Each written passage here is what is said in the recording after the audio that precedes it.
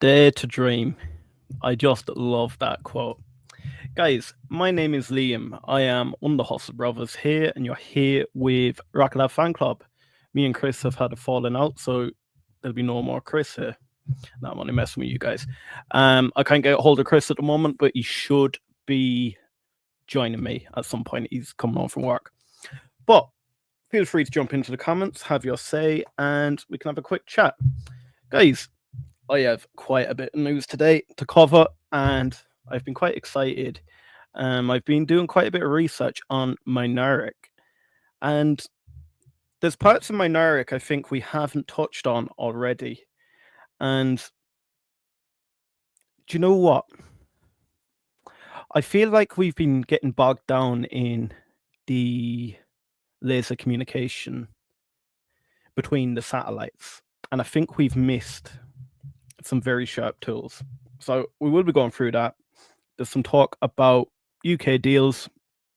We have the overall macro market. Wallops Vantage has put up quite a nice post. We'll go through that. And then we'll get through Tran's post about Mars. But again, guys, we're here, all-time highs. How are you feeling? It's one of those, everyone's been calling for this $40. It genuinely feels like we are within touching distance. Do you honestly believe we will touch these $40 target? What I'll do, I'll quickly share the screen and we'll go through a few numbers.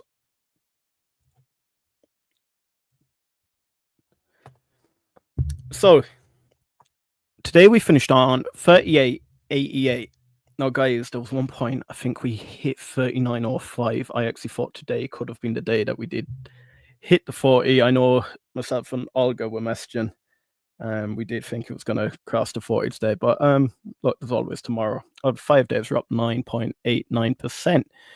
Over the month, that is 34.44%. Over 6 months, that is 39.11. Remember, guys, that is what 4 years on the S&P. So whenever you get a little bit disheartened if it's not moving quick enough for you, just remember that.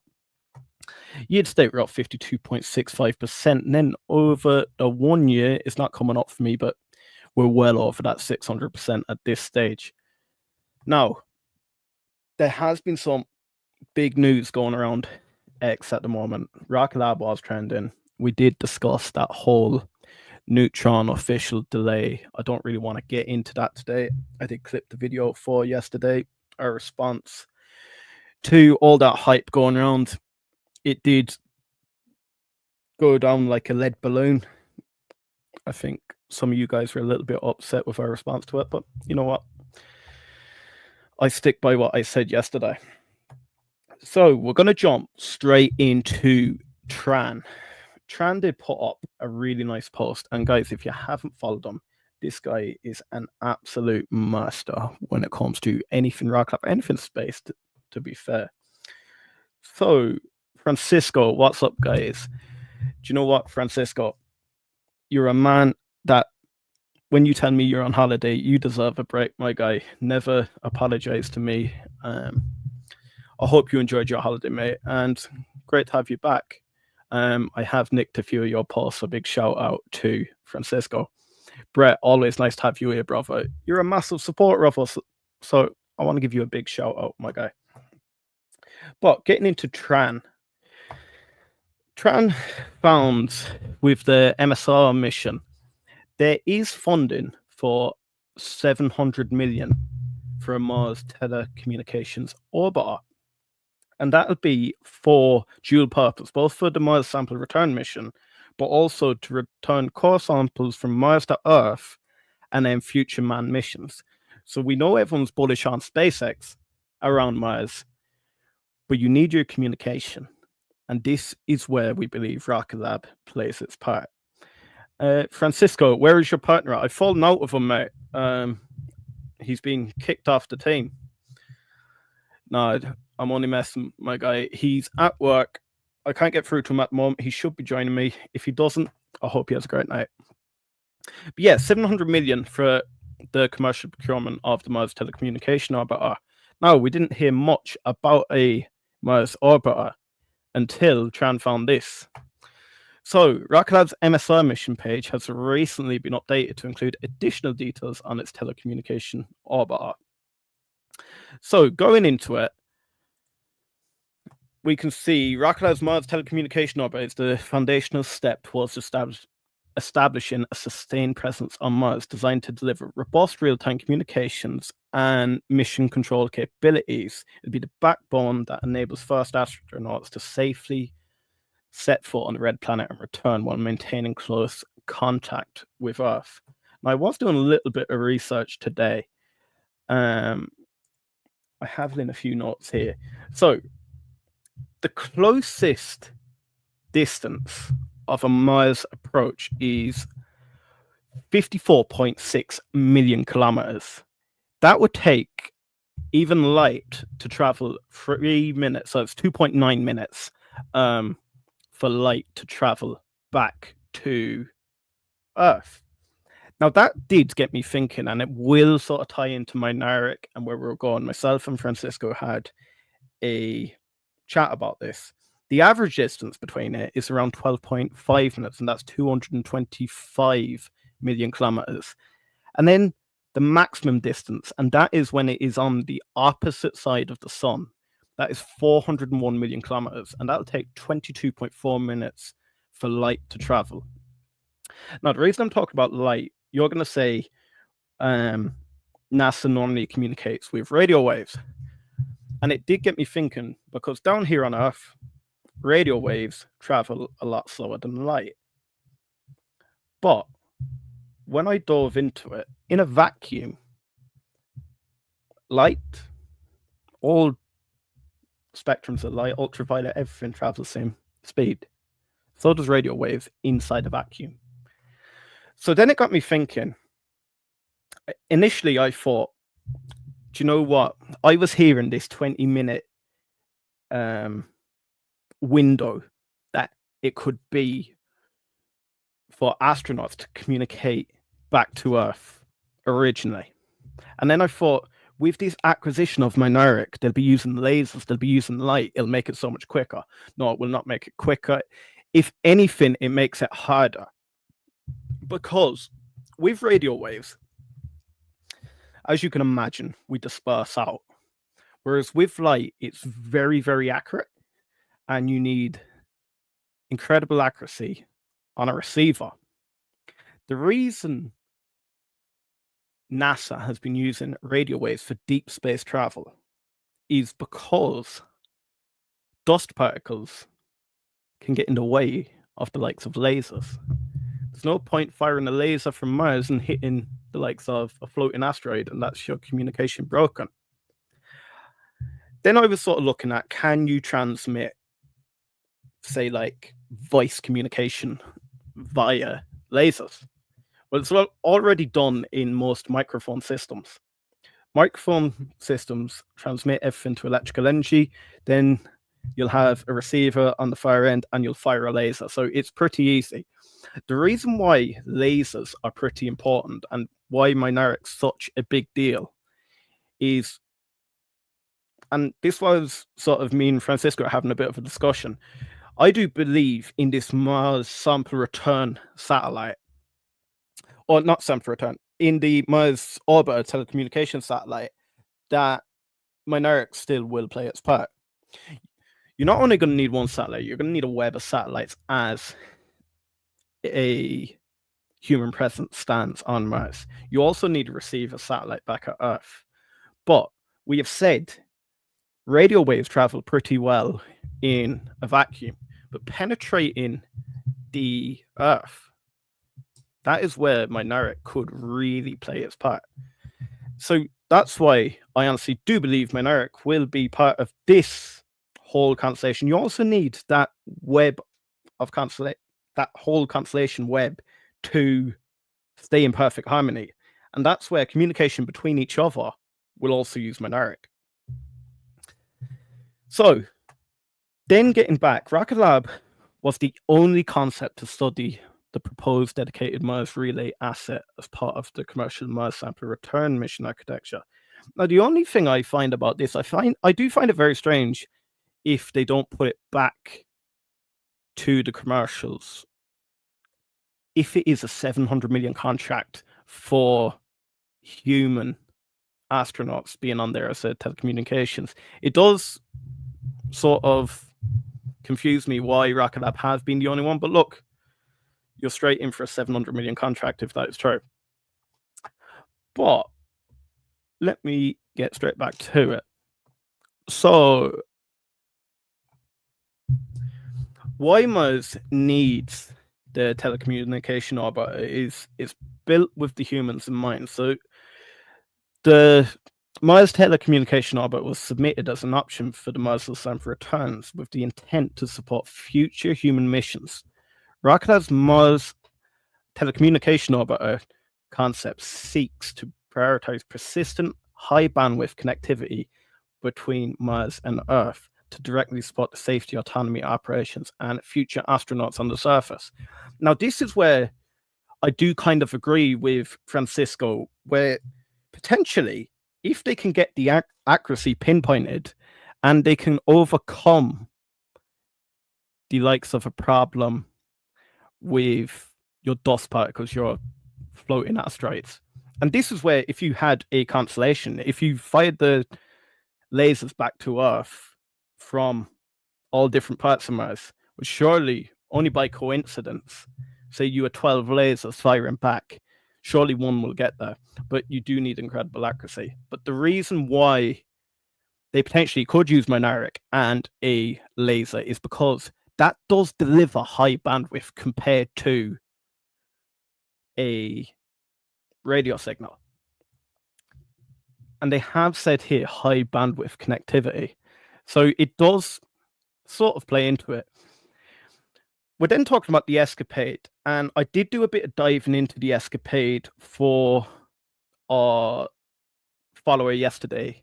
Was it Adam, your name was? When you asked about the funding for Escapade, I did look into it, and it's a 55 million contract. That whole 55 million does not go to Rocket Lab. That's split off. It's non-disclosed. Guys, if anyone has an idea how much the Mars sample return, or not the Mars sample return, the Escapade mission will give Rocket Lab, please jump into the comments and tell me. But it is the 55 million contract excluding launch. So whatever Blue Origin gets, that is all theirs. Rocket Lab's designed and delivered 2 satellites for NASA's Escapade mission, the first multi-spacecraft orbital science mission to the Red Planet in just 2.5 years and on budget. Escapade stands as a powerful example of NASA's commitment to continue collaboration with commercial partners to move forward, lower costs, and build on the capabilities of US industry. Mars focus tech investments. So the administration's budget prioritized accelerated development of Mars technologies ranging from space computing and surface power to next generation science payloads. Rocket Lab's Mars telecommunications orbiter ensures these critical tech demonstrations have the infrastructure required to communicate their data back to Earth, supporting the initial capability systems and operations necessary to establish human presence and utilization on Mars. And this is where I do find it quite interesting, because everyone is so excited about this journey and of Starship actually gaining that human presence on Mars. But this is, if anything, as valuable tech as the Starship without the risk. One of these could go up on the likes of a Neutron, even if you had to send it on the likes of a Blue Origin. If you had to send it on a Starship, do you know what? I think Peter really has his eye on the ball. So what makes this different? So the Mars relay capability is designed to operate as a high bandwidth relay, providing robust links between Mars surface assets and Earth, creating a true communication backbone at Mars for years to come. And that's the only thing. I'm going to jump back again. It mentions a few times high bandwidth, and potentially that is where Mynaric comes into it, but they really do have to come up with or come up with the solution for the challenge of the dust particles. It is going to be vertically integrated system, so it will be all used using RKLB's vertically integrated strategy. It's going to use RKLB's vertically integrated components and subsystems that have long-standing heritage at the Red Planet. The vertically integrated approach reduces complexity, controls costs, and provides schedule certainty, all under a firm fixed price. It enables a persistent Martian network. So the Mars telecommunication satellite will ensure resilient connectivity for existing and future Mars operations, from rovers like Perseverance to future sample return missions. This enables remote communications, faster data return, and greater crew safety. Now, this is where it really started going in my head. Because I started thinking, right, so you can communicate between a satellite and the rover. But what if the rover wanted to communicate back to, say, your Martian base? Or if you had the likes, we've seen the helicopter fly on Martian soil. What if the helicopter wanted to communicate back to the Martian base? Are we going to use radio waves? Or why not use a system that has the same capabilities as the communication between the rover and the satellite? Why can't that communication happen terrestrially as well? And that's what started making me think about Mynaric. Mynaric's a lot bigger than just this Mars whole thing, and this is where we will get into the likes of the Golden Dome.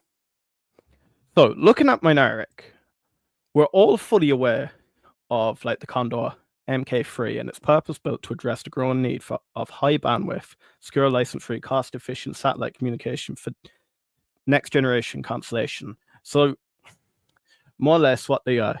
This is where I do it the Hustle Brothers approach. In simple terms, there is 4 nodes, one on each side of the satellite, and they communicate with each other, and you can fire back down to the ground to a receiver. Great for communicating between each other, and this is where we thought the sharpest tool was with Mynaric, and we thought this is exactly why we would be using it, or this is why Peter acquired it. But then it got me very much interested in, guys, you all know me for being one of the largest voices in the VTOL space, and I'm quite interested in drone technology and even the likes of Redwire and the Edge Autonomy. They also have an aviation side to this. And this is one thing I think some of us overlooked when we were looking at the Mynaric deal. These more or less go on the bottom of your plane. Now, the really interesting thing about this, and this is where we can look at it in a different way for a Golden Dome. I don't like to get into politics, don't like talking about war. And this is where it'll be used in a defensive capability. So we're saying that it'll be primarily Space Force. We do have the likes of your space, which is the Condor Mk3. And then we do have the likes of your ground system, your receivers, and you'll fire back up to the satellite. But what's the problem when the US is under attack? Say someone targets the ground support system, and next thing you've wiped out communication between ground and satellite. Will that stop your network completely? Or what if next generation warfare, they go up and they destroy your satellites? Well, this is where the likes of the Hawk optical communication terminal comes into play. These work as, again, just like the satellites, they work like a web. So if there is damage to either the ground system or the low Earth orbit system. These can communicate between each other. They say here, great examples would be intelligence, surveillance, reconnaissance, unmanned aerial systems, and aircraft connectivity, wireless communication to ground vehicles. And this is where it sort of got me thinking about that Mars. Drones, helicopters, communicating straight back to either your rovers or your bases. And this is where it's very interesting in the likes of a Mars mission. Say your helicopter does go out, your drones do go out, or say your rover goes out. Next thing we do know on Mars, there's big sandstorms. We say lasers do not work very well with dust particles. But what if they can communicate with each other? That way you don't lose your whole unit. I have got my friend here, Chris. I've been telling everyone that me and you have fallen out and you're going creating your own channel and I've thrown you off it. But Chris, yeah, I was watching on the way in. That was funny. Yeah, we hate each other now. We hate each other now. No, I was stuck in wonderful traffic. It's some days are just not fun, but yeah, I'm home finally. Made it. I've been catching most of what you guys have been talking about already. Don't let me slow you down there, buddy. No, you're all good. So then that was talking about the whole aerial concept of a web working with a golden dome or your terrestrial missions on Mars. We then have your ground communication capabilities. Again, these can be set absolutely anywhere. It doesn't only have to be to communicate with your satellites. Again, it can be used to communicate with aerial units. And this is where Rocket Lab could be taking a quite similar approach to the likes of a Redwire. You're not completely consolidating in that whole space industry, but they've also entered the likes of the aviation industry too. It is a little bit out there, but I have some contracts that my NARIC already have that I don't think we've discussed before. Let me just get them up there. So again, guys, we have Rocket Lab's SDA Tranche 2, and that's for 18 satellites, and it does contain the Condor MK3. We then have Norfolk Grumman SDA Tranche 1, and that is for 300 to 500 satellite mesh, and that's contained the Condor MK3. And that contract's valued at around 36 million. We then have Raytheon's missile tracking satellites, and they have laser terminals for 7 military satellites. Now, there is no contract value that's public to us. And then the SDA optical ground stations, they do have optical ground station components. And again, that's not publicly given to us. And then they have a Condor MK3 delivery to a private customer. And that is over 100 terminals that have been delivered. And they do have the MK 3.1 in development. Now, I have thrown an awful lot at you guys. And I'm pretty sick of hearing my own voice. So, Chris, I've been talking about my NARIC, why it is quite interesting. I've been talking about the Mars telecommunication orbiter, why my NARIC could play a part in it, why it may not also play a part, or it may not be the main part. I do think it will play a part. It may not be the main part. We may get our traditional radio waves beaming back to Earth.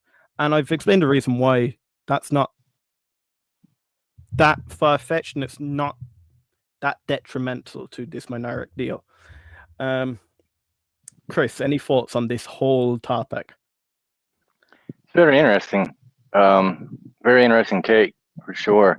I am guilty about the fact that I've not had a lot of, not dived much into my NARIC. Some of it's just above my pay scale as far as how much my brain is going to be willing to accept at one time. That being said, it's always fun to speculate, especially when you're looking at, when you're trying to look through the eyes of Beck and thinking long term of what they're going to do with this company. And last I looked, they were, the company itself was having some issues as far as finances. It's going to be interesting to see not just the applications that they're planning for the future, but with the Rocket Lab, they're really good at taking over a company, streamlining it, and making it profitable. So just adding that to their space systems, I see as a big positive. And I do see it having the potential of opening up doors with the new Golden Dome contract. Getting ready to start getting announced. Hopefully, they say they want to get that thing done in the next 3 years. $175 billion over 3 years. I don't think they're going to wait 6 months to start announcing contracts. Now, I did see where both NASA and Washington is reviewing SpaceX contracts, like going over them with a fine-tooth comb, probably because of the, mom and dad are fighting again, and they're starting to see that, they're paying SpaceX a lot of money, and there's other players out there that could cause less problems, on a political front, and would also probably do things that are, pretty close to, fair cost, if not cheaper, depending on what they look. I mean, look at the Mars sample return mission. Rocket Lab's proposal was for a lot less money than anybody else's, and it made a lot more sense. I mean, it was just a lot more feasible. I mean, there was always, with any mission, there's going to be some difficulties, but it looked a lot easier than anybody else's ideas, in my opinion, and again, cheaper. So, whether it's that or like Geos, that acquisition, it's something I really want to get really deep into. I mean, because that does look to where it, directly kind of targets the sensor payload needs they're going to need for the Golden Dome. There's a lot of stuff. I've said this before. I don't think it's going to be one company that's going to get all these contracts. It's going to be a multitude of companies. I named off a whole list of them before, or yesterday, as a matter of fact, and I know that I missed, half a dozen probably. As you guys know, sometimes some of these smaller companies like Rocket Lab once, was a nobody, and way down the line they would get the crumbs off of these bigger contracts. Well, we'll probably see other companies like that are trying to make their way into the space industry. But yeah, again, Mynaric is tons of potential, and it's one of those companies that, or one of those, I guess, deep dives I need to jump into sooner than later. I'm kind of late on it. I apologize. I know there's people in the chats that know this company backwards and forwards. When the acquisition first came out, Train was all over top of it. Francisco was on top of it, and of course, we took a vacation for a couple of days. Francisco took a vacation for a couple of days. A few other people kind of jumped off, just taking a holiday. So some of the news coming in that would normally come in, 100 times a day is just starting to come back in. A little slow start, I guess, to the week, guys. I apologize for that. Being late from working and everything. Not exactly ideal as far as I wish I did. I wish I had more info on it. It's something I do need to get more into. But I do like your thesis. It's definitely fun. It's a lot of fun. No, and then I want to finish with 4 points to sort of summarize the whole thing up. So with the satellite communication, that is going to be ultra fast between themselves and the ground.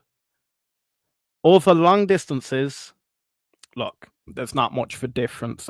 It travels at the same speed as your radio waves, which in my head, I thought radio waves, there's no way they travel at the same speed.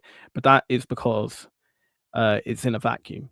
They travel at the same distance. When it comes to drones and aircrafts, they have that network, and it's going to be immune to the likes of jamming, and it also takes away from that ability that if the ground system goes down or the low Earth orbit system goes down, they're still able to communicate with each other. You then have the likes of your AI networks. So they do have the ability to share high bandwidth amounts of data between each other. And that's in comparison to, like, the good thing about the radio waves at the moment, they can transmit an awful lot of data, but you can get an awful lot more bang for your buck when you're using the likes of lasers. And that's why microphone systems in big arenas use lasers. Then talking about the likes of cyber security, these are very, very resilient to hacking and interference. So again, you can get back to AI. You can get back to Chris talking about Palantir yesterday. And guys, if you sort of like this kind of thesis I'm bringing to you today, I can do the exact same with Geost. I want to know, do you like me coming on with this type of information, or would you prefer me to bring guests on? And then, please, more than ever, make sure to bang that like button today, because we want to start being shown out to more and more people. And that's the only way we're going to get shown out, is by people liking the stream. If you don't like it, hit the dislike. I actually prefer you hitting the dislike if you don't like it, because that way we just won't get shown to you again. When you do nothing, we don't know if you like something or you don't like something. Oh, I know. Chris. I know. They tell me. Believe me, I know if they do or not. Believe me, I know. I go to bed early, man. I don't know if you guys know, but almost as soon as we're doing live stream, I'm old. I'm up at like between 4 and 5, so I'm in bed. So I usually don't see a lot of comments and messages till the next morning. And sometimes, oh man, it's fun. That's the first thing you wake up to. That's the first thing you wake up to. So you find out really quick. But the majority are all positive. So thanks again, everyone. It is a lot of fun. I had a quick question too before we get off that. Yep. How is because I'm not sure. My brother called me today and had a 30-minute conversation about the James Webb Telescope, and I didn't think to ask him about this. How does a James Webb Telescope communicate information back to Earth? What is their primary form? I don't know how they communicate back to Earth. They use infrared light, I think, to whatever for the photos and videos. Is. Yeah. They use infrared, they use gamma, they use a couple different things. But yeah, I was just curious, because you were talking about communications. That is very interesting. I mean, we know that they're using solar or actually. I would believe it would be radio waves, because I don't think many people use lasers at the moment. I think it's only an upcoming thing. It makes sense. Due to the accuracy. Yeah, it makes sense. Again, I just want to, from what your conversation was, it made me think about it, because the conversation I had with my brother, which they're doing, they're going to be going across crazy amount of, miles out there and communicating images back to Earth. Yeah, I was just curious, for no other reason than just pure dumb curiosity. That's all it was. Okay. So I have been ignoring some of the chat as I got on my roll there, so I want to jump back to it. Jackie says it doubles with Neutron, and that is where, yes, we will then start getting launches to the likes of Mars then.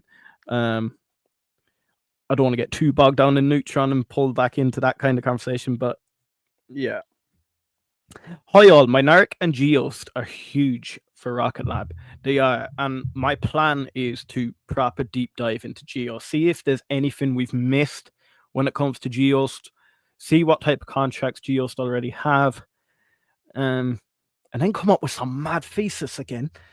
I love going down rabbit holes. Mars in our lifetime remains unlikely. Depends how old you are. Satellites are. I take that personal, man. I take that very personal.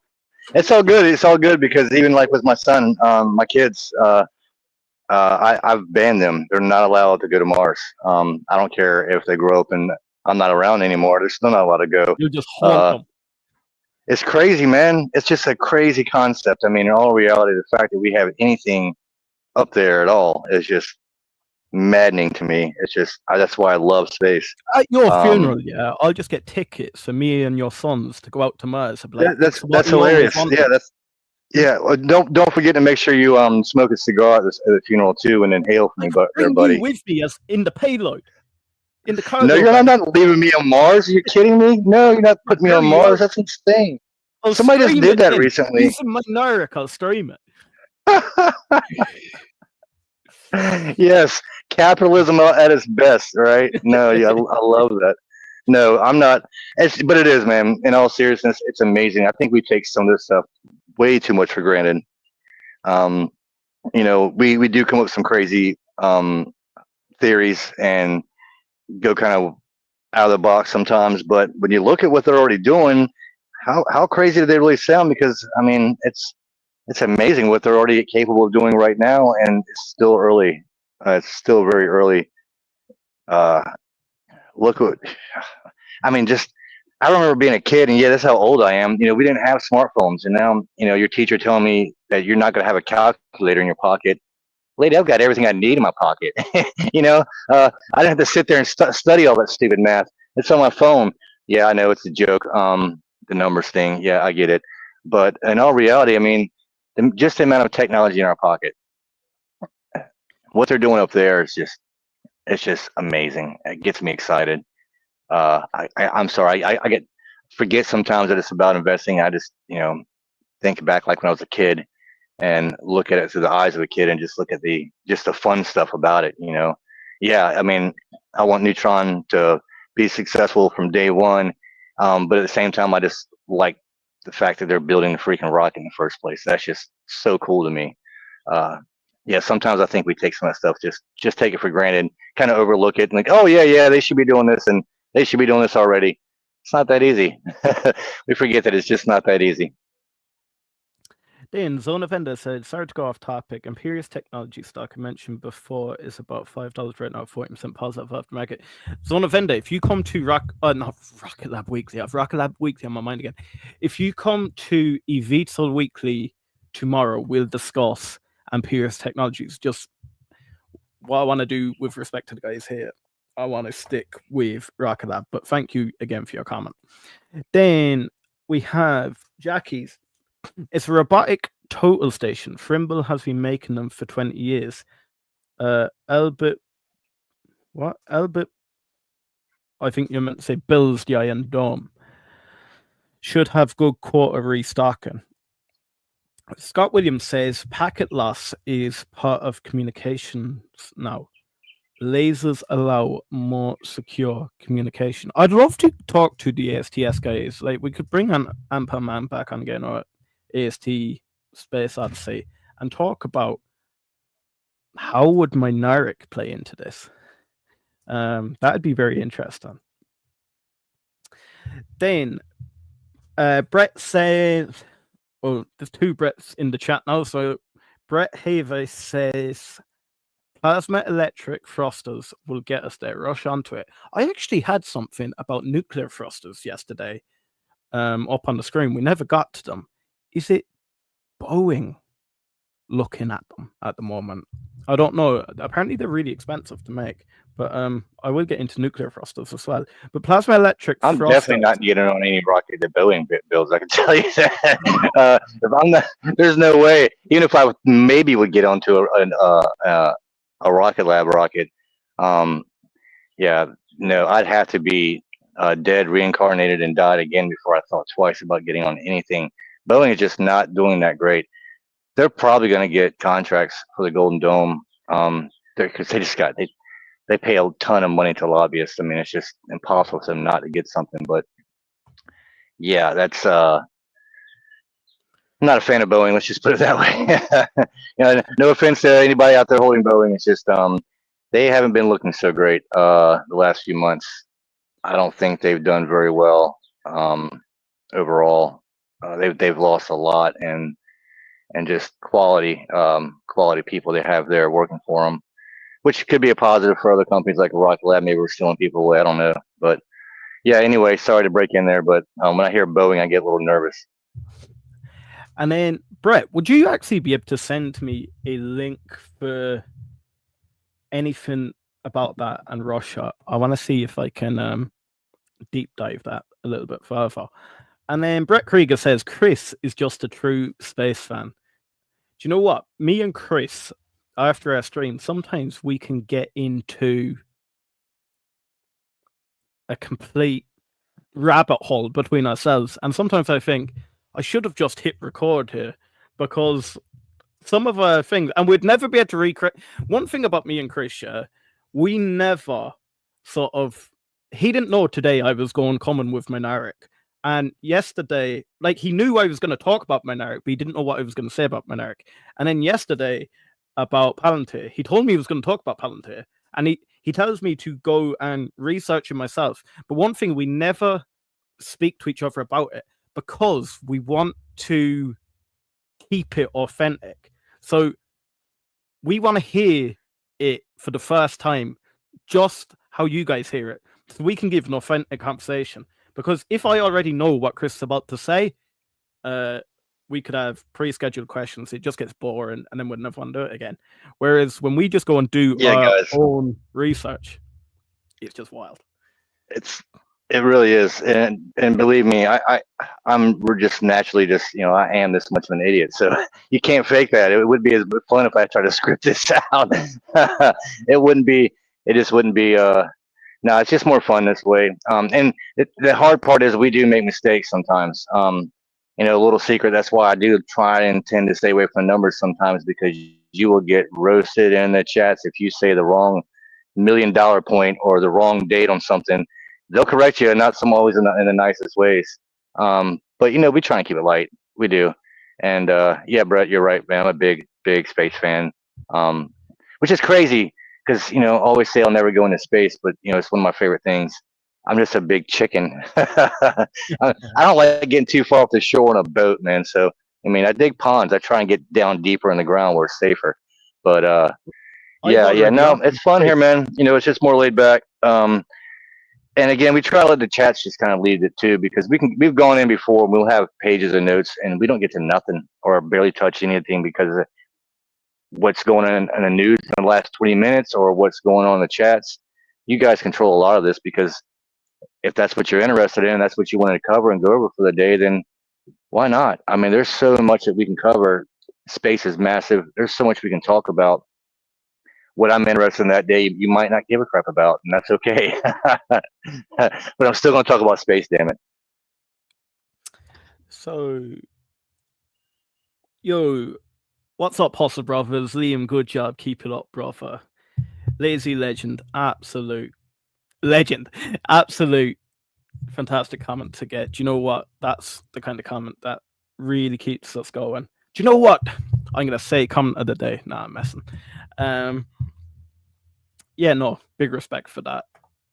Guys, do you like us going off, doing our own research, doing our own thesis, coming back with you with some things we may have overlooked before?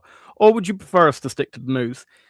Guys, this is your channel. This is, I was going to call it eVTOL Fan Club. This is Rocket Lab Fan Club. This is run by the fans. So honestly, whatever you want, we will do. What are your favorite space movies? Do you know what? So I have two here. Now, number one is kind of space, kind of not space. I love Independence Day. Do you know where the aliens come down and Will Smith and all that? I love Independence Day. Do you know what? This actually might go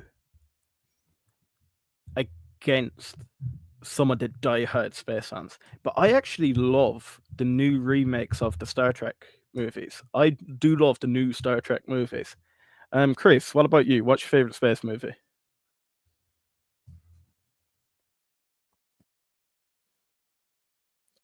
Have I lost you? I'm really nerdy, man. I'm not. Can you hear me? Yep. Yeah. I'm really nerdy. I'm not sure if there's a documentary that I haven't watched multiple times. So I like the documentaries, of course, but I'm also a big Star Wars fan. I'm not gonna lie. The old stuff, you know, because I'm an old guy. Like Empire Strikes Back. I love that stuff, man. I had all the toys when, you know, growing up. It was fun, man. You know, it was the '80s. Life was easy. It was innocent. We were more creative in a lot of ways, I believe. We didn't have all these gadgets. You know, we played outside all day. We didn't have phones to stare into all the time. So I guess there's some nostalgia behind that as well. But yeah, usually it's documentaries. If I'm having a hard time going to sleep at night, I'll just pop in one that I've watched 100 times, and sometimes it keeps me awake, but usually it puts me to sleep, so that does help. Not that it's boring, but you guys know what I mean. Do you know what? This Star Wars reference is quite sad, but people thought I was like Anakin earlier, where I just turned my back on Obi-Wan and left you in the dust. You ain't getting rid of me that easy, my friend. Just not getting rid of me that easy. No. You know what? It is impossible to do this without you. There is no way I could do this even once a week without you, my guy. So there's no. We are like, I don't know. It wouldn't be as fun. It wouldn't be as fun. I do. I've done a few solo lives again recently. I enjoy it to an extent, but not. It's just not as fun to have someone to bounce off of. It really isn't. You need a very active chat to be doing solos. It does help. Well, if that's the problem, is that usually when I'm live, I cannot go into the chats, so it's difficult for me to do that, and so I feel like I leave people out. Actually, I can actually see Brett's this time. If it's really small, yeah, dude. Oh yeah, 2001: A Space Odyssey. That's a great movie. Also, you should listen to the band Fish and their cover of the song of 2001: Space Odyssey, because that's a lot of fun too. These guys are probably getting sick of me. Space movies. Yeah, man. Yeah, if there's, I'm sure there's. What is it? Could you really consider Planet of the Apes like the original Charlton Heston? That'd be considered a space movie. I know it's old school, but I liked it when I was young. The Martian was pretty good. That's quite new as well. That was good. Interstellar was mind blowing. Yeah, that scared the crap out of me. See, that's why I don't want to go to space, man. I go in, I come back, and everybody's like, 80 years older or something like that. I don't trust space. There's some weird stuff out there. Especially for simple-minded people like me. You tell me there's like black holes and wormholes. Nope, not getting me out there. Not happening. Right. So we don't get pulled. I'm gonna get roasted for this. I know. I'm gonna get roasted for this. That's fine. Yeah. So we don't get pulled into Space Movie fan club. What? Oh, I seen you tag me in something on X. I didn't know what that was. Yeah, so we don't get pulled into Space Movie fan club and bring it back to RKLB fan club. Let's go. Zone of Ender, thank you. I just wanted to keep you in the know. No problem at all. You're welcome to always come in here and talk eVTOL. But yeah, if you want to jump across to eVTOL Weekly tomorrow, we will discuss that a little bit more. Brett, yeah, nuclear powered electric plasma. And then GY Kiwi says, check out how Mynaric and Geos tech combined extends both capabilities, not only military, also commercial. Geos will come into play with Mars communication and surveillance plan, in my opinion. GY Kiwi, actually, would you mind if we work very closely over the next 24 hours? I'll send you stuff back and over, and you can send me stuff back and over. And I want a deep dive into Mynaric and Geos and how they sort of work combined, and then we can bring it to the show tomorrow. If you don't mind, jump into the chat and let me know if that's okay. We'll just fire stuff back and over to each other on X. Then Francisco says, Boeing just got a $2.8 billion contract. Trump loves Boeing. Francisco, would you mind firing that to me on X DMs? And I can get it up on the screen here. Damn it, Francisco. Hey, of course it happens today. I go and I say something bad about Boeing and boom, what did it happen? Man, I can't win for losing. But I knew it was going to happen. I mean, it's been, it's to be expected. Yeah, he's right. Trump does love Boeing. Just because I'm not a fan. Hey, maybe they pull it off and do a great job. Yay, America. I'm not against it. But I'm going to be more careful what I say moving forward. That's for sure. And then Lazy Legend says, do you like Star Trek? Do you know what? I do. That should have got me intrigued about space exploration. Super excited for Sir Peter Beck to explore Venus. Oh, no, do you know what? I'm a little bit obsessed with UFOs, extraterrestrial life, all that kind of stuff at the moment. So if they go and get organic matter on Venus, look, we've said before what will happen with the stock price. I think it was Space Ghost that brought that up about the proliferation in stock price. We've seen what happened with Intuitive Machines when they landed the first commercial back on the moon, and that failed twice. So can you imagine if they found organic matter on Venus, what would happen? My God. But yeah, no, I am a little bit obsessed with aliens and stuff like that at the moment. I go through rabbit holes. Did I tell you about I was getting obsessed with Bob Lazar lately, and I was watching all the Joe Rogan stuff about Bob Lazar, and it just got me mad hooked. But yeah, it's what keeps us ticking, to be fair. Lazy, I still haven't watched Star Trek. Maybe I should. I've seen Star Wars though. Yeah, guys, what do you think? Which do you prefer, Star Wars, Star Trek? I actually do really like Star Wars as well. My brother is. Star Trek sucks, man. Star Trek sucks. Boo. No, I'm just kidding.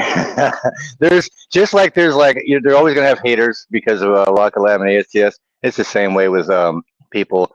For some reason, some people either hate or love one or the other, and they'll go to comic book conventions and nerd out and get into big arguments, and it's kind of kind of funny. I mean, really, it's a freaking movie, you know. I just liked all of it because of the space stuff. I didn't care who was doing it or how corny it might be, especially with like some of the aliens and stuff they would have. Yeah, it could be a little corny, but when you're a kid, it's really fun. I mean, who doesn't want a phaser? You know what I'm saying? I can stun people. They're pissing me off. Shut up. You know, shut up. I'd love to have a phaser. I'd be in jail, but doesn't mean I don't want one. No, man. It should be fun. It should be fun, especially if you're investing your money. Right now we're doing great. I didn't get a chance. I didn't even hear if you. I know Rocket Lab was up today. I don't know where we finished at. I didn't hear that part of the show earlier. So, but we're going up. I mean, really okay. Wow. So we're looking at like trying to push 40 this week. I probably need to look on some of Chimp Capital's numbers. I'm sure he's been posting stuff today as well. But yeah, you gotta have fun with it. I mean, you got your money invested in it. If we're having downtimes, it sucks. But right now we're on the way up, so definitely have fun with it.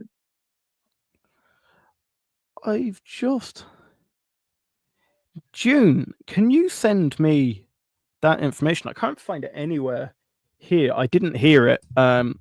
Look, this is exactly why we leave the news to Rocket Lab Weekly. We bring as much news as we can, but we do leave that type of stuff to Rocket Lab Weekly. June says, just joining the stream, did you guys see the new partnership with VSAT and Rocket Lab announced today? I'll be honest, I didn't. No. That would be that's interesting. No, I was working all day today, June. June, would you get fired up to me on X? Yeah, that'd be very cool. And are we sure, guys? I know we saw a photo of them having Haste on the pad and the Coast Guard thing. Are we sure? Is that really? Are we sure it's Rocket Lab? Because I've just taken the word of a few things on X, and no offense to anybody, but I've seen something Wallops Vantage put up. I want to give respect to Francisco first with the Boeing thing, but I will bring up what Wallops Vantage has put out, and I don't know. Is it Haste? Isn't it Haste? But this is a different timeline, so maybe a Haste rocket's going up, and then there's another rocket going up.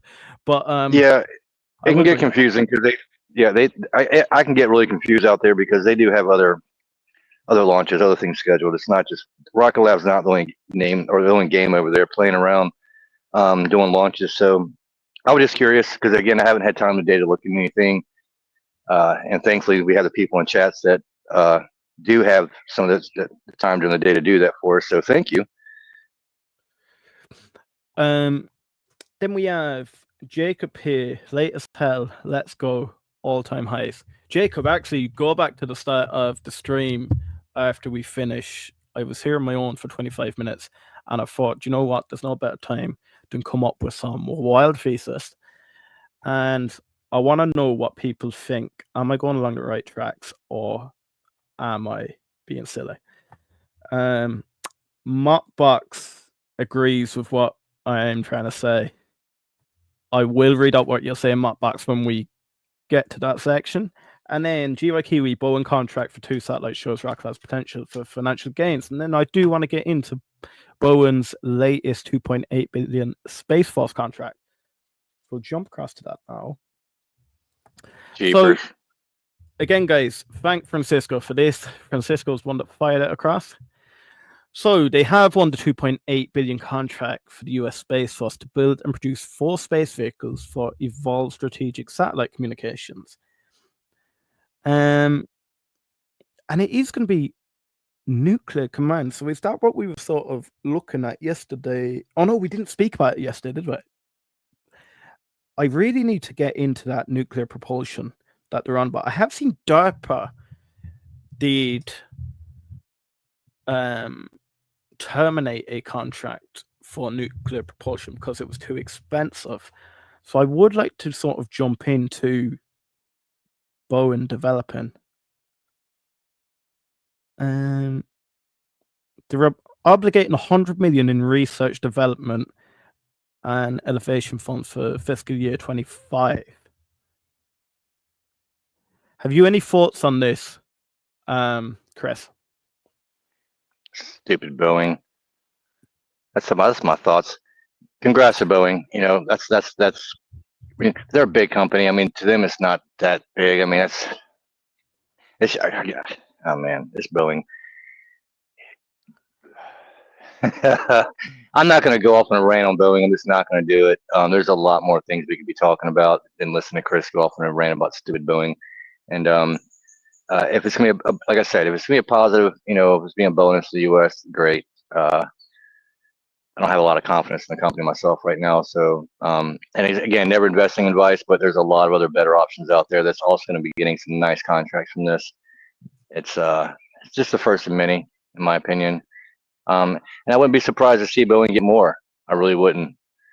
They have shown they can be very successful in the past, so no reason to think they couldn't do it again in the future. It's just, man, they can just waste a lot of money, And I was really hoping with, you know, moving forward with the space program, that they're going to be a lot more finicky as far as spending and looking for these companies that are more financially responsible. And companies like a Boeing doesn't have the best track record when it comes to that.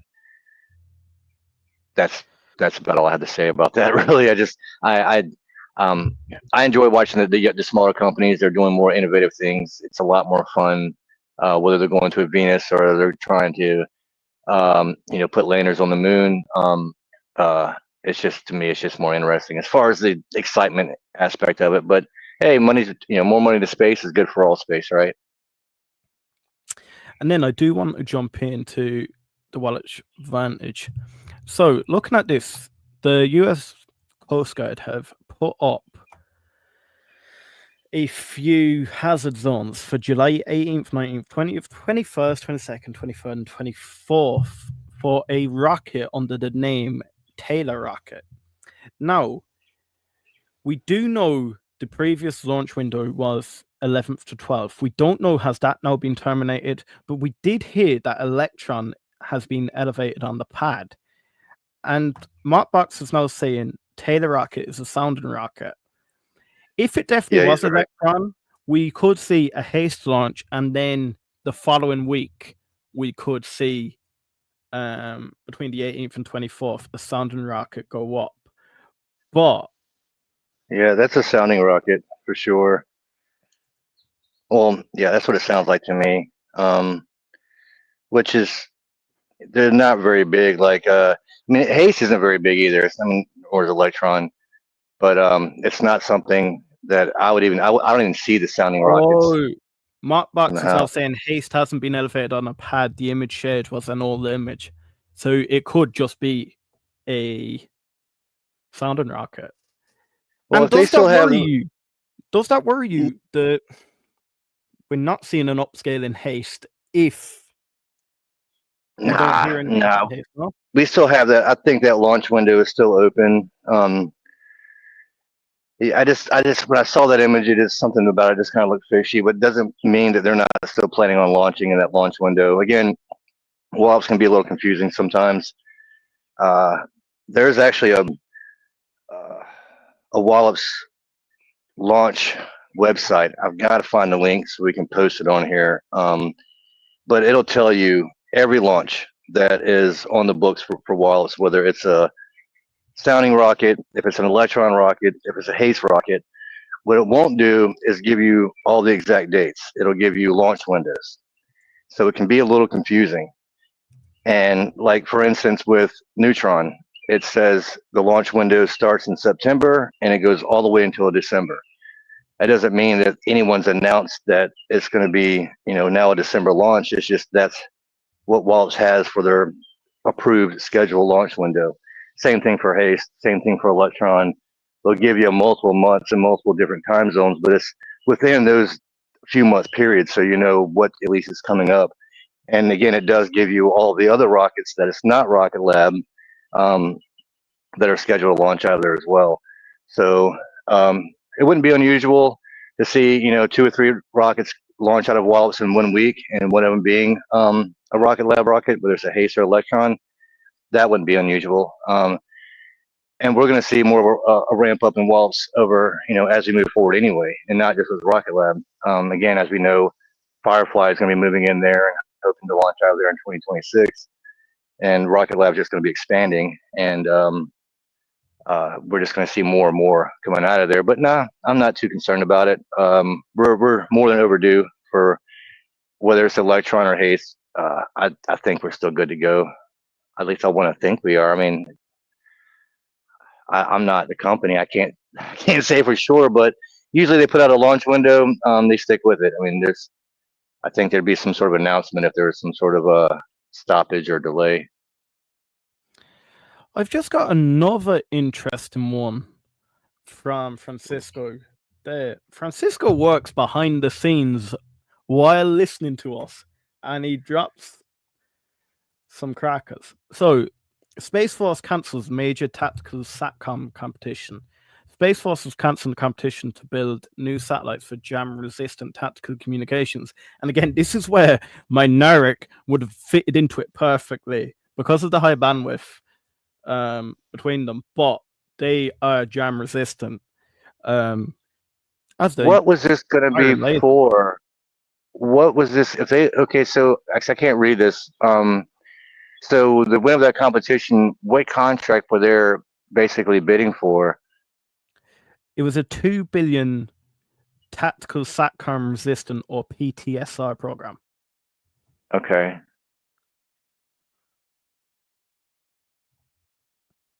This is the thing. Are we just going to see a reshuffle in the Space Force's contracts now with this big, beautiful bill? That's what I was thinking. I mean, they're getting $24 billion initially, somewhere around there. I'm sure they're going to be moving and shuffling a few things around. And, just because it's going to Space Force doesn't mean that some of that stuff's not going to be directly in line with the Golden Dome as well. I mean, the government has ways of hiding money. We don't pay, $20,000 for a toilet. We just don't. They're going to find ways to hide more money. But it does look like they're going to be spending a lot of money in space, which is really good for us. Really good for us. Another thing, even getting away from the Space Force, I think this was again Francisco. The UK Space Agency launches 103 million procurement to tackle space debris. And again, we were looking at Rocket Lab's ability to work in the space debris sector. And it just makes you think, with contracts like 103 million just being flown about, with billion-dollar contracts or $700 million contract for a Mars orbiter, there's things we're just not thinking of that Rocket Lab are well positioned to get the likes of these contracts. Have you any thoughts on the UK Space Agency? Well, I was I just watched Wild Wild Space again. And I kind of just overlooked the first couple of times. Oh, yeah, I watched it more than once, but it shows you when they're going over Planet Labs. It shows you where we're supposed to be at.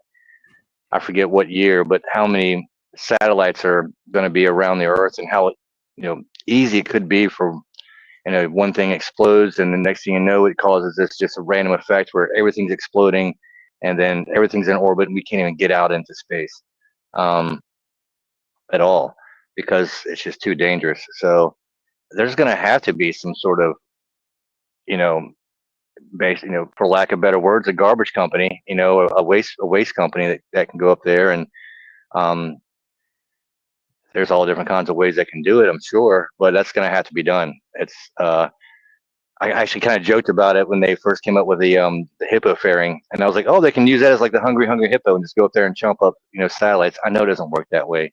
I know it doesn't work that way, but it's just funny to think about. Get the spin truck. Go up, hippo, grab it, and then down you go. Why not, That'd man? I mean, come on. way to It'd do be it. funny. I mean, it'd be funny, it'd just be funny, but That'd be I have typical way hungry hippo then. I have way too much fun doing this, man. I should be more serious. I'm sorry. It's been a long day at work. It's been really hot. My brain is like melted. Um, so that's my excuse. That's my excuse. But yeah, Guys, honestly, though, in all reality, we're going to have to do something up there to be able to manage that. And why not get ahead of it? But like you were saying, Rocket Lab is just really putting themselves in line with all these acquisitions. It's almost as if we couldn't have planned this any better. With the whole Golden Dome thing, with all the acquisitions they've made in the last 5 years, it's almost like they're setting themselves up perfectly with this. And then we have that crazy outside catalyst that we could have never dreamed of. But we have Musk, smartest man in the world, probably zero common sense. I'll just say it, it's zero common sense. And he's not helping out SpaceX and what he's doing, but it is helping out a lot of other companies because, like I said before, I did see where, big government, Pentagon, they're all looking into how much they're really putting into Space Force or SpaceX, I'm sorry, and what their options are. And, we're in a good position. We really are. A lot of it is going to, man, so much is riding on at Neutron launch. It really is. But, and Beck we trust, right? And Beck we trust. That thing goes off. And, man, this time next year, you guys know I don't like numbers, but we add in a couple $1 billion. Where's my notes from yesterday? Just 10%. We were talking yesterday, just 10% of the overall contracts combined between the Golden Dome, of the initial $25 billion that they're getting. Then you add on another $25 billion. 10% of that is a small amount compared to the whole thing, and that increases us. I mean, like I said, I forget what those numbers were yesterday. I had them written down, but it was 2027. The market cap, I think we were looking at somewhere between 15 and $20 billion. That's just 2 years away, and I think that's actually a lower estimate. And you can hold me to it. I'm sure I'll get crap in the chats about that too, but that's just me doing my numbers. Never go off my numbers. Do your own numbers, please. Francisco will tell you that sometimes I forget to carry the one and I mess up really bad, so or something stupid like that. But yeah, either way, even if I'm off, something this big, it's not going to matter if I'm off a little bit because it's still going to be a lot of money, a lot of money. I had myself muted there. Guys, there is 5 of you that haven't liked or disliked. I don't care whether you like or dislike. You like, shows us support. You dislike, you'll never see us again. But if you want us to keep going, I probably have about, I don't know, half an hour more news to keep going. Please either hit the like or hit the dislike button. Chris, have you any absolute wild dream that you've came up with over your time off around this whole space industry?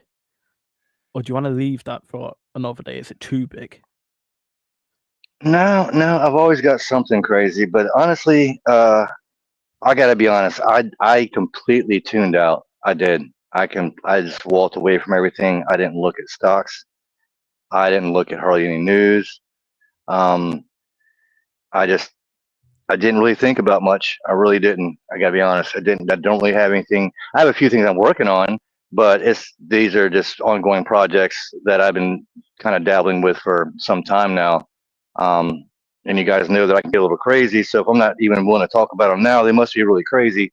But I want to see how a few things play out before I actually, start trying to put the dots together and come up with something. Because a lot of stuff has to happen, and I think we're early. A little too early to speculate too many things, especially with all that money coming in. I think it's going to be really interesting, though, as we see how the things with the Mynaric and Geos acquisition is going to develop. That's where a lot of my attention is going to be going the next couple of days. And then Brett says Neutron is so damn exciting. And that's the thing, like, Neutron does enable these keys to space. But again, even with a delay on Neutron, even if Neutron, look, I don't want to get hate for this, but even if Neutron didn't launch for another 3 years, there's so much things happening in the company that I actually don't think it would hurt RKLB too much. And I want to actually show something here. So Alvaro Mysterio put up a really nice post earlier on today. So 7 analysts from Seeking Alpha project RKLB's revenue will cross 1 billion by December 2027. And does that kind of fit into some of your guys' thesis? Do you think this is a little bit reserved, a little bit pessimistic, dare I say bearish? Or do you think this is quite a nice sort of guideline to go with? Have you any thoughts on that, Chris? Or is that a little bit too much numbers for you at this time of the evening? No, I mean, I like hearing stuff like that because again, guys, I actually do look at the numbers. I just don't like talking about them on here very much, but it does get my brain going and gets me looking at different things, and sometimes it helps me think outside the box more. But whether, for the most part, though, when I hear someone, some analyst, unless it's someone I like or I trust, like I like Tom Lee. Tom Lee's great. I complain about analysts a lot, but there's very few out there that I really pay much attention to. They give price targets on this or that. And they're all speculating. They're guessing. They're like weathermen. They'll tell you it's going to rain all day and then it's sunny and hot all day. So I take that with a bit of a grain of salt there. But if it's going to draw more attention to the company and drive the price up, I don't care what does it. Honestly, it doesn't hurt my feelings at all. They can go on there and say it's going to go to 80 in a week. If that means it's going to drive the price up and it doesn't make it fall back down in a couple of days, please do it all the time. Wouldn't hurt my feelings. Do you know what? I do get caught up in a little bit of emotion sometimes. And this is why, look, guys, never ever follow anyone when it comes to financial advice. But with what I'm about to say, do not follow this financial advice. But I just have this feeling that we are crossing $40 this week. I can feel it inside me. How are you feeling about it, Chris? That one I do agree with. I was trying to look at some of the stuff that we were talking. It's hard for me to do on my phone. But when you told me, we hit again all-time highs again today, man, we're creeping up there really close.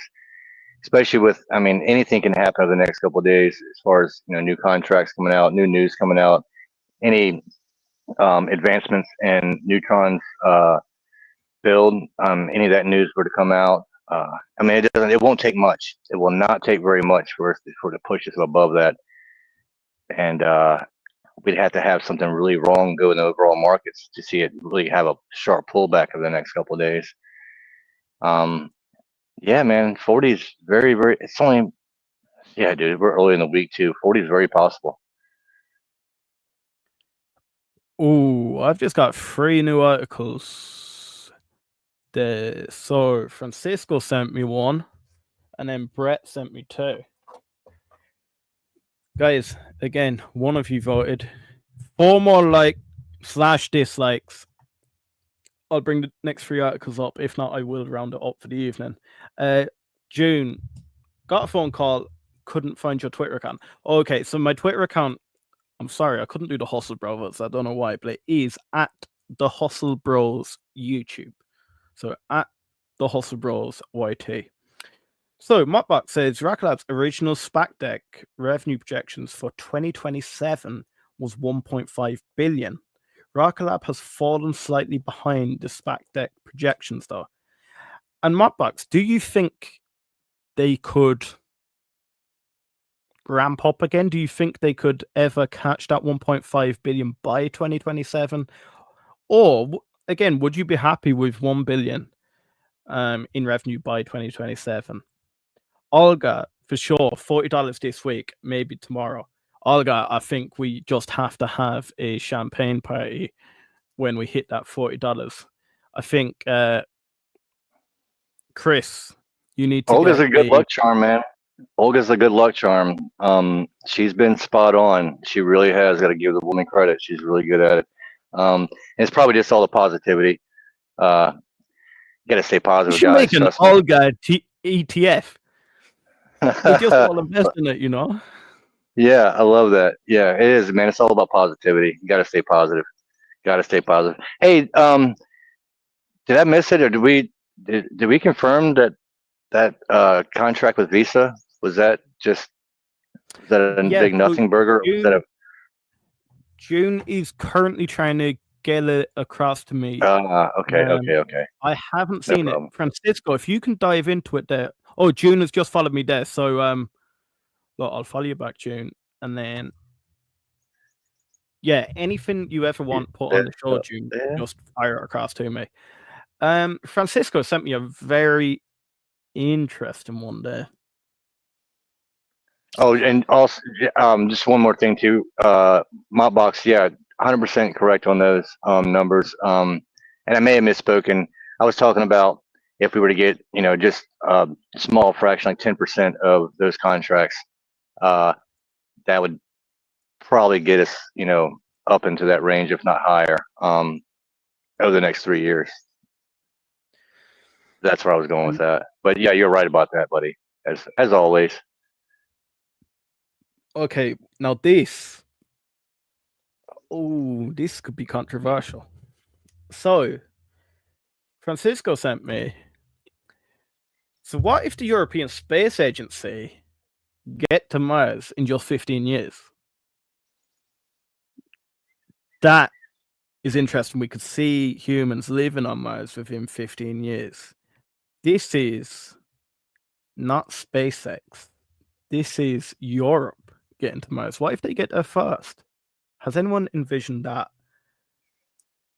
Or do you think humans will be on Mars before the European Space Agency can get this up and running? Again, China's not playing around, man. China's not playing around. We all just, we want it to be the U.S. We would expect it to be the U.S. Elon is not the type of person to fail. Things have not been going its way lately. ESA, I mean, they don't. I guess anything's possible. They would have to. It would take them quite a bit. I mean, do they really even have the rockets? I mean, they take quite 15 years. Yeah, I mean, yeah, I could see that.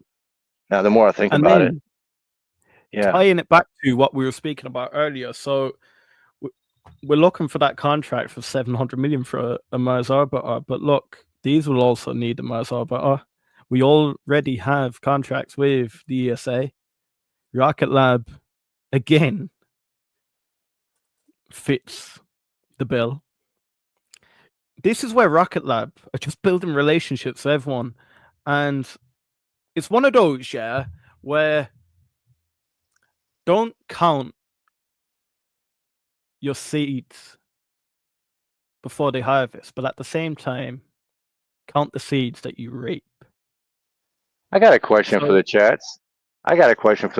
So hypothetically, if we're working with the ESA, we're allowed to launch for them.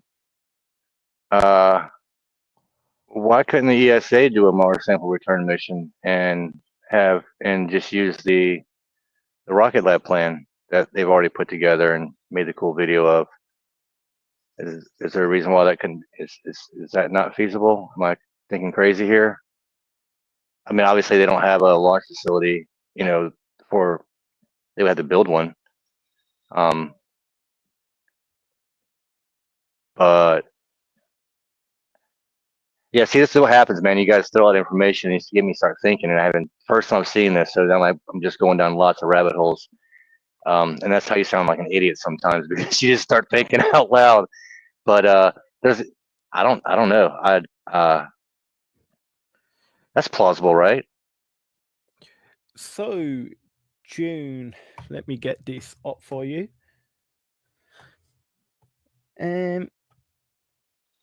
So this was back in. Yeah, y'all think I'm crazy. Wait a minute. That was a year ago. So that was. Look, I always get confused because dates over here would say the 7th of the 3rd. Is that March 7th, 24? I'm pretty sure it is.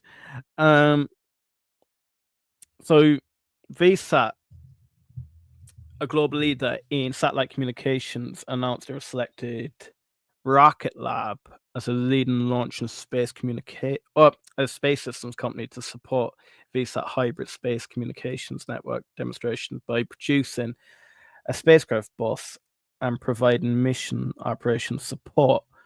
Now, this was part of VSAT's work across 2 awards totaling to $80 million under NASA's Communication Service Project. Now, did you say there was something to do with today, June, or did I completely misread that?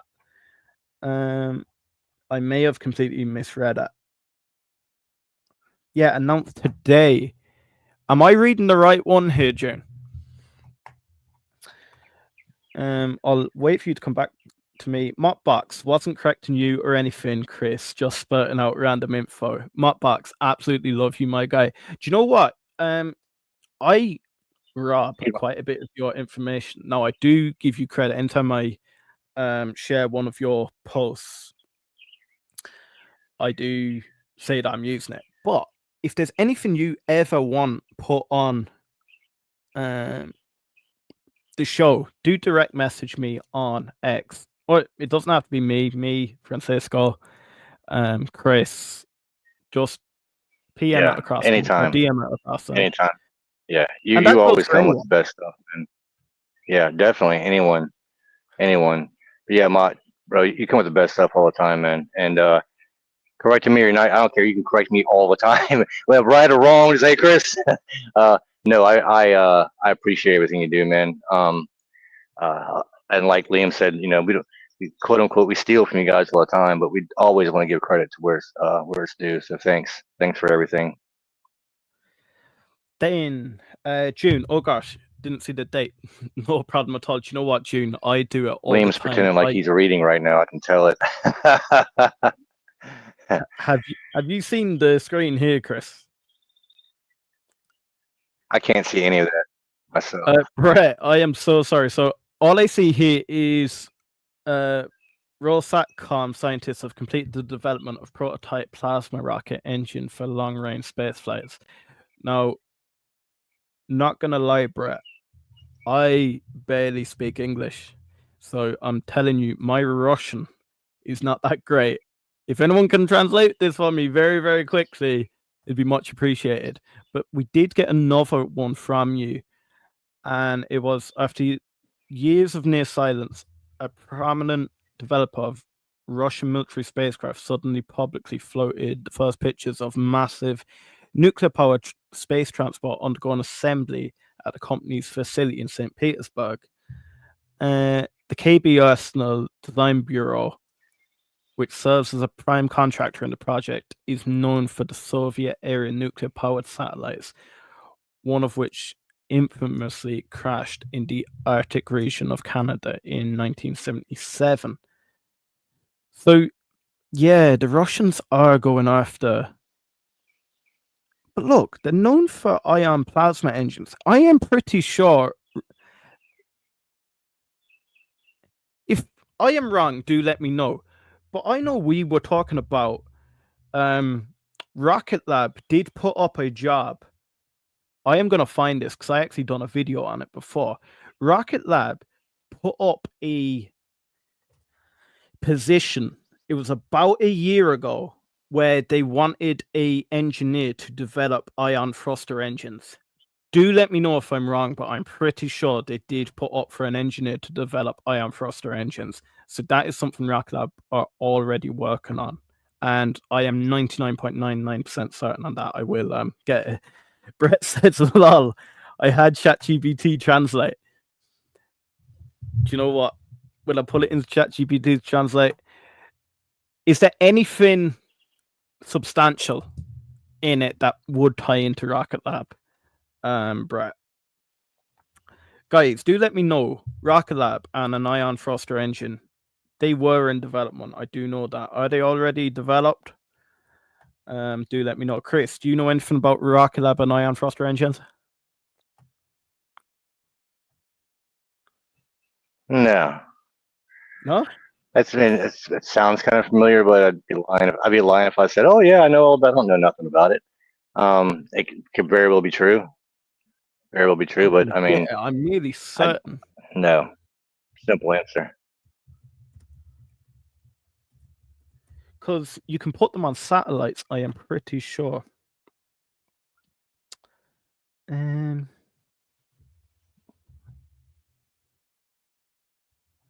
gonna have to find it. Now, what else did I have for you? I had something about China now. But I'm trying to see. I can't find it here. I will find it in one of my old videos. There was a position up for an ion thruster engine. I am pretty sure of it. Brett says, no, it's only relevance is the question as to what Sir Peter Beck is chasing. And it would tie in very nicely if I could get this information up. I will keep at it. But what I first want to do is speak about. So the Chinese scientists propose 2033 Neptune orbiter mission. Yeah. Now this is China looking at this. This has no connection to Rocket Lab, but we're talking about a Rocket Lab telecommunication orbiter mission. Now, I want you to think, if they successfully complete a telecommunication orbiter, it's not only for the first humans on Mars. This is going to be for the likes of Mars sample return mission. And again,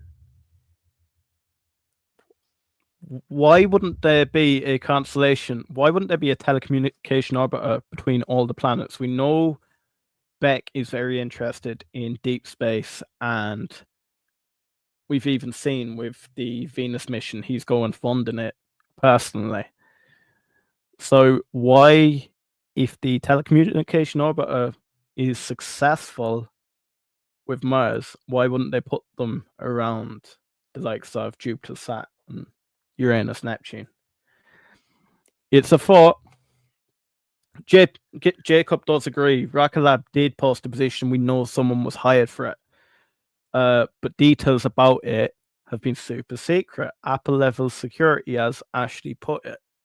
And again, guys, if you haven't watched that interview Jacob had with Ashley Vance, you're going to want to jump straight off after this and watch it. He did give quite a few nuggets about all different space companies, actually. And you know what? Our very own Christopher Bell is running a barbecue. And guess who said he was coming to it live? Ashley did. So I want to thank Jacob for letting us be a fly on the wall in that interview. Jacob, you are just coming on leaps and bounds. I will get you to have your own YouTube channel. You're too good not to have a YouTube channel. Guys, do let us know. Would you like to see Jacob with his own YouTube channel? Would be quite interesting. Yes. Or would you Yes, like to see most definitely. Jacob become one of the Hustle Brothers? He could be one of us. Even Would be better. quite Even interesting. better. Even better. Yeah, but we do that, man, a lot. There's other people out there that are up and coming. Like Ampan Man, he's been working on it. Space Ghost, and these are all people that support us, so we're gonna support them as well, for sure. Uh, yeah, I don't know how I missed that. It's one of those things I could have had a conversation with, with somebody a year ago and just forgot about it. There's so many little things out there that we've already forgotten about. When it comes to Rocket Lab, what they've done, what contracts they have. We don't remember them until they get ready to launch one. And go, oh yeah, yeah, okay, we remember this. Because there's so much stuff coming out. They're constantly doing so many new things. It's not easy to keep up with. It really isn't. You can go to the website, and unless you're like a computer like Francisco, and you can spot when they haven't updated something recently. You can spend a lot of time just on the website learning all kind of stuff, or just relearning things that you thought you knew but kind of forgot about. Never hurts to go back and review some of these things for sure. Jacob says, I'll just come bug y'all whenever you want. Do you know what, Jacob? Do you want to come on tomorrow? Because potentially we could be past the $40. And I actually think that'll be quite a nice stream. Jacob, let me know. Look, if you're busy, it's fine, but I would love to have you on tomorrow. And I think, yeah, he's down. Love it. Yeah, guys, Jacob does run a Spaces every Wednesday. Sweet. That's gonna be fun. Yeah, we actually have a live feed this week. Oh no, Jacob has no life anymore. Do you know what? Join the club, mate. I have no life. This is my life. Between farming and this is my life. Again, I said yesterday, mastery, chasing mastery, you do get lost in your own craft. I do have a quote for you today that I did put up on X earlier, and I know Chris is going to love this one because this actually suits me and Chris down to the ground. Yeah, this should be our saying, Chris. I found it here, yeah? An idiot with a plan is better than a genius with no idea. What do you think, Chris? I love it. It could just be a picture of me with my big dumb grin. No, that makes a lot of sense. It really does. A lot of smart people sitting around not getting nothing accomplished. I think Elon actually said that one time. Not in so many words, but yeah, a lot of people out there with untapped talent or just wasting talent, and then you got idiots out there like me running around trying their best and swimming around in circles most of the time. But as long as you're out there trying, you're going to succeed eventually. I have to believe that myself. But yeah, I love that. Then I want to say, guys, what we're doing every day, I'm bringing a quote. Then I want comment of the day. Comment of the day for me, I just think it fits in so well. The prophet Olga, who has been right more times than she's not, is saying $40 this week, maybe tomorrow. Guys, I want a big shout out for Olga. And if this comes true, I think she's on 100% record at this stage. Olga, absolutely love it. But guys, I want you to jump straight across to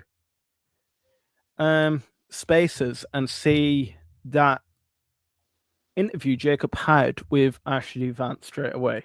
But I want you to know, guys, my name's Liam. I am one of the Hustle Brothers here. Did start off a little bit wild today, speaking about my thoughts about Mynaric. Bit of a random one.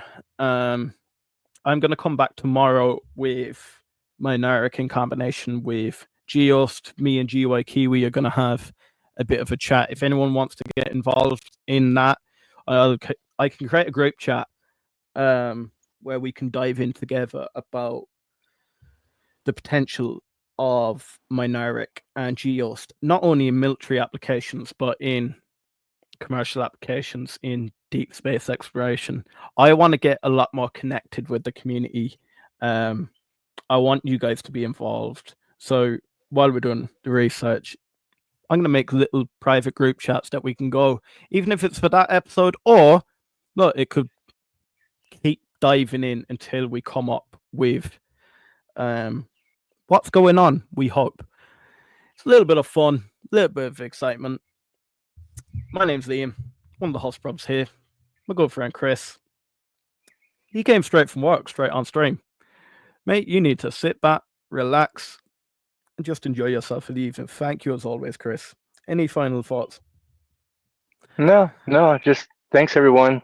Fun as always. I'm going to bed. I'm taking a shower and I'm going to bed. But yeah, looking forward to tomorrow.